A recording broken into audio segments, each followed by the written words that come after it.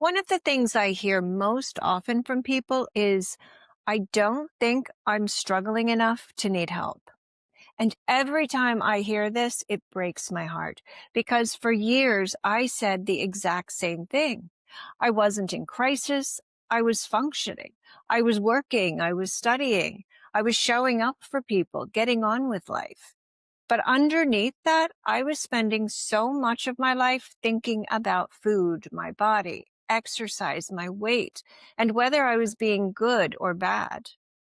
And I thought I needed more discipline, more willpower, a better food plan, a better exercise plan, a smaller body, a stronger version of me. And I thought if I could just get myself organized enough, motivated, committed, everything would click into place, but it never did. And because so many of these behaviors looked normal and were often praised, I didn't realize that there was a problem. And many of you may be having similar thoughts. Maybe you've told yourself, I'm not sick enough. Other people are worse. I've been worse. I should be able to fix this myself. Or maybe you simply know that food, exercise, or body image are taking up more space in your life than you'd like. If that's you, then this video is for you. If we haven't met before, I'm Dr. Kielty Oberlin, and I'm an eating disorder and disordered eating recovery specialist and creator of Healing Pivots. So for more than 25 years, I've helped people understand what's really happening beneath their food struggles, beneath their body image distress, chronic dieting, and the exhausting cycle of trying to control themselves into feeling okay. And what makes this work so personal to me is that I've lived many of these struggles myself. And one of the things I've learned, both through my own experience and through supporting thousands of people, is that many people who are suffering don't recognize themselves as someone who deserves help. They think they're just failing. They think they need more discipline. They think they should be able to sort things out themselves. And that's why I want to share something that completely changed the way I understand healing. For a long time, I thought there were only two categories. Either you were fine or you had an eating disorder. And I knew I wasn't completely fine, but I also didn't think that I was struggling enough to deserve the term eating disorder, and therefore wasn't sick enough for support. So I stayed stuck. I dieted. I started over on Mondays and Tuesdays and Wednesdays. I promised myself that I'd be better tomorrow. I felt guilty after eating, and I compared myself to other people constantly. I compared myself to myself, my earlier versions of myself. And I tried to control food, my body, my feelings through food and body and exercise, achievements, self-development, self-improvement. And because many of these behaviors are normalized and rewarded in our culture, I thought that the problem was me and that I was failing. But what I understand now is that the reality is much more nuanced than that. And that's why I created what I call the eating spectrum. After years of clinical work and my own lived experience, I realized that most people don't fit neatly into one of two categories. They're not either completely fine or in a full-blown eating disorder. There's a spectrum. And at one end are people who are generally nourished and connected, where food isn't perfect, but they can be flexible around it, and their body image isn't perfect, but it doesn't dominate their life.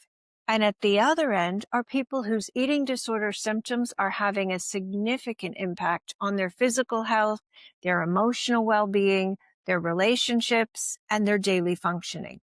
But what often gets missed is everything in between. The people who are constantly dieting, people who feel guilty after eating, people who are obsessing about food, the people whose self-worth rises and falls based on the size of their body, and who are functioning on the outside, but suffering on the inside. But because they're functioning, they're convincing themselves that they don't deserve help. And again, I know this because I did exactly that. Looking back now, the signs were everywhere. The first sign was that food occupied far too much space in my mind. I spent an incredible amount of mental energy planning food, worried about food, thinking about what I should eat, shouldn't eat, and constantly monitoring my body size. The second sign was that my self-worth changed depending on what I ate. A good eating day meant that I felt better about myself, and a bad eating day could leave me feeling disappointed, guilty, or ashamed. The third sign was that I was constantly starting over.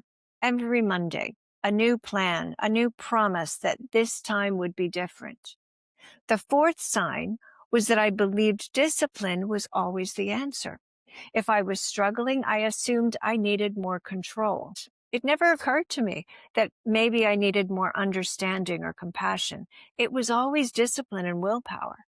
So the fifth sign was that I felt guilty around completely normal eating.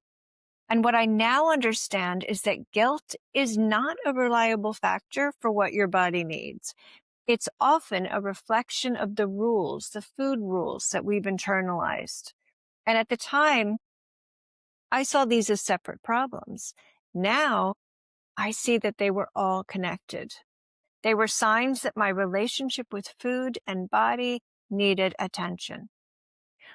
One of the most important things that I want you to take away from today's video is that you don't need to be in crisis before you deserve support. And you don't need a diagnosis in order to have compassion for yourself or from other people. And you don't need to hit rock bottom before you begin healing. So the question isn't, am I struggling enough?